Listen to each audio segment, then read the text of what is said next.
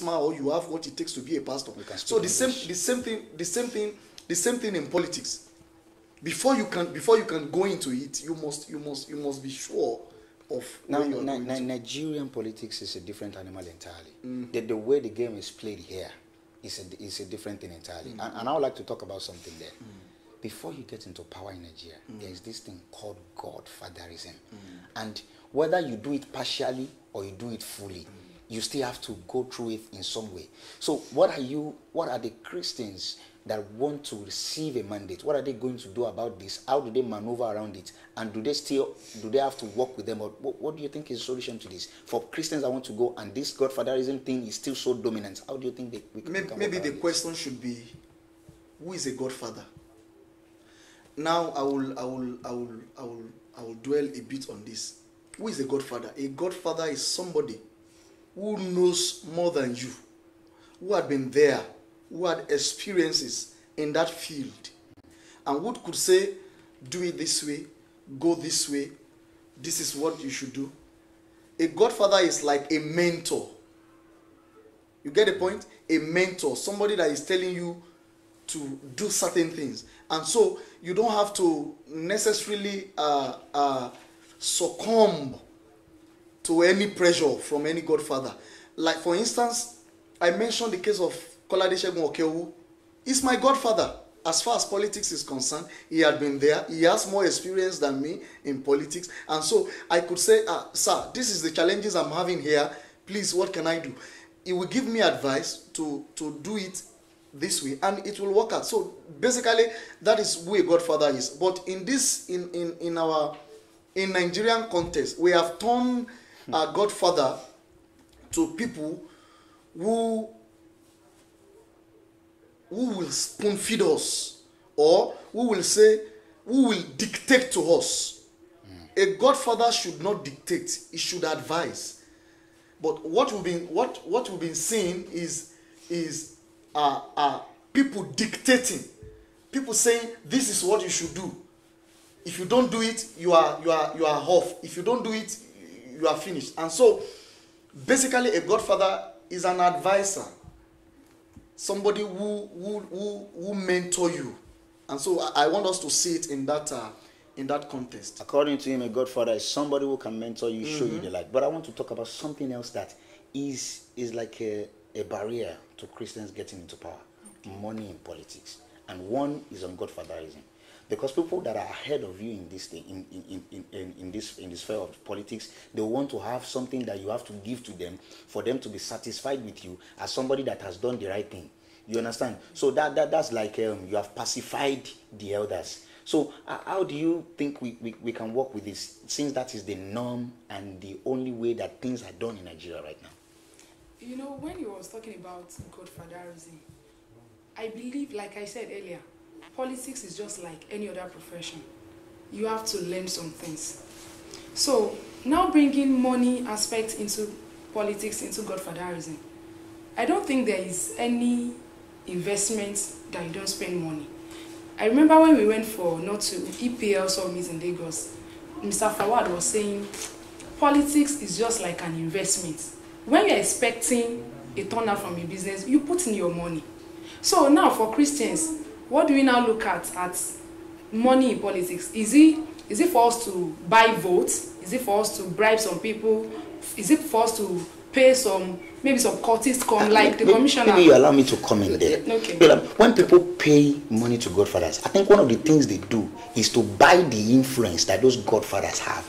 So would you So would you encourage that Christians that want a mandate should go ahead with this? Because we have some figures that have like 500,000 or millions that can easily listen to them. So when you give those ones something to make them interested in your candidacy, and you expect them that in turn they should give you that the influence they have. So what do you say about that? This is it. Godfatherism. Let me give you an example. When I wanted to run for the rep, I told my godfather, yes. I told him, I said, I want to run. He said, the form is almost closing. I said, what do? I don't even have money for the ticket. He called me, I was in class. He called me, Diola, come and collect the money for the ticket. I went there, I collected the money, go and meet so to fill the form. So that's a godfather is supposed to be a guide. You are supposed to even use his resources, to use his influence, not for you to pay him, because when you pay a godfather, it becomes a business transaction.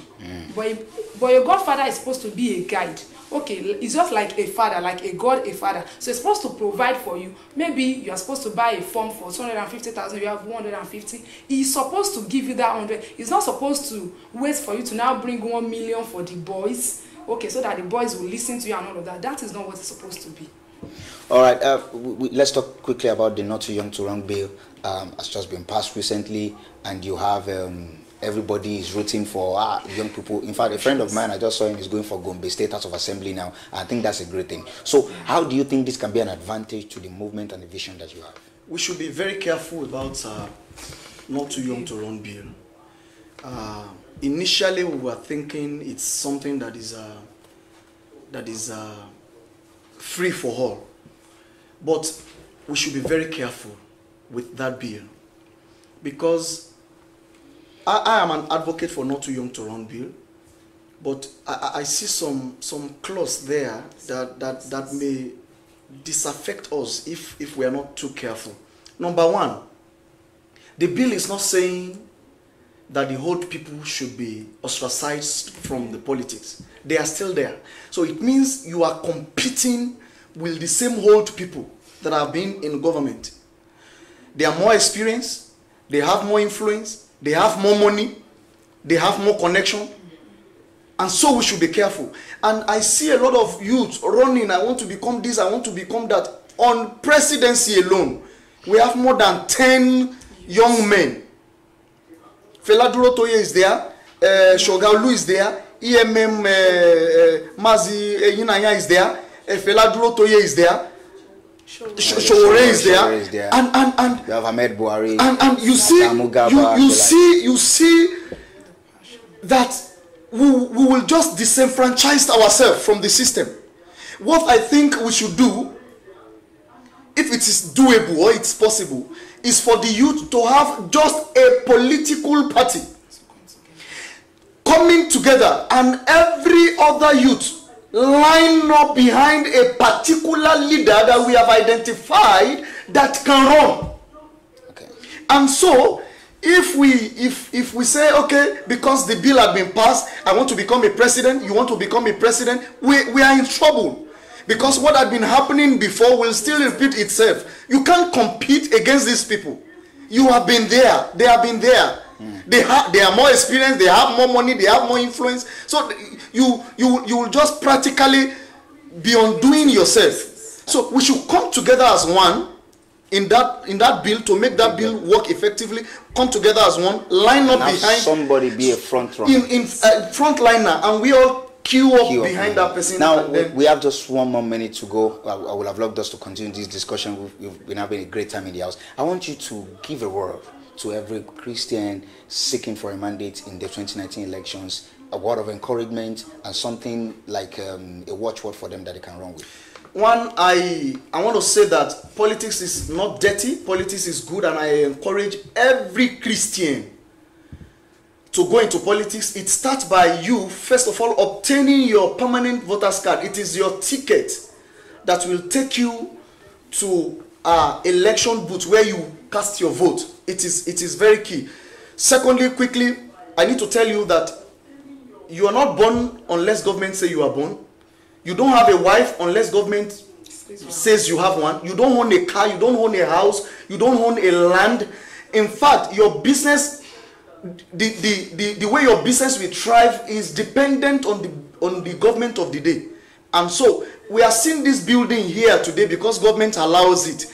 If a government that is disfavored to this organization comes and says, okay, pull this thing down, I don't want it, we are gone. And so in that note, we should encourage our brethren Christians to go into politics, because that is where God's mind is very key to God's mind. Thank you very much, Pastor Israel. But before we go, you have to say something first about women in politics. Now you are representing the women in Believers in Politics today. So what do you have to say for the women in terms of how they should help themselves that are Christians to be able to run for offices, and also give a word to our people at home that are Christians and want to have a mandate in 2019 elections? Yeah, thank you. I think for women, you know, many of the constraints women have is too much of responsibility.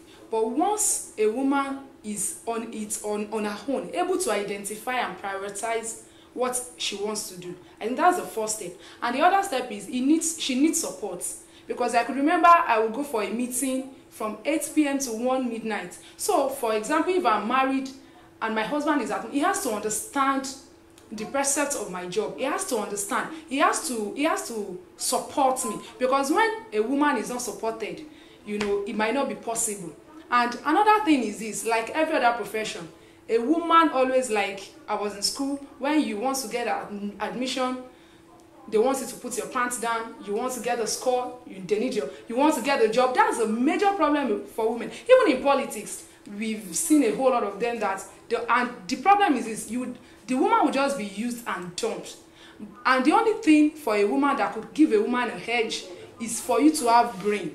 You cannot just be beauty without brain. You have to be built. You have to have that beauty. You have to have that brain. And brain comes first, because once they see you have something to offer, they would always need you. They will always call for you.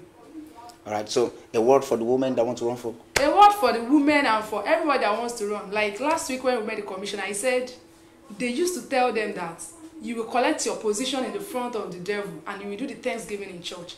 But the truth is this: once a believer believes that and accepts that, I'm telling you the truth, you have sold your birthright. And the best thing is, whatever God does not give, man cannot have it. So the only thing for us is to make our relationship with God perfect. Once we have a good stand with God, everything comes very easy. Of the truth, a man can receive nothing except you're giving him from heaven. This is the end of our interview segment this morning, and by my left, I'm having Pastor Adepoju Israel, the Oyo State Coordinator of Believers in Politics. Thank you so much for coming, for honoring the invite and the interview we've had this morning. To my right, we have Ms. Olashukwu Adiola, and she has been guns blazing this morning. Thank you so much for being here. So this is still Early Rise. You're still on to Early Rise this morning. I am Ara Yadidapo, and this has been the guest segment with Believers in Politics Group. Thank you very much. Please stay tuned.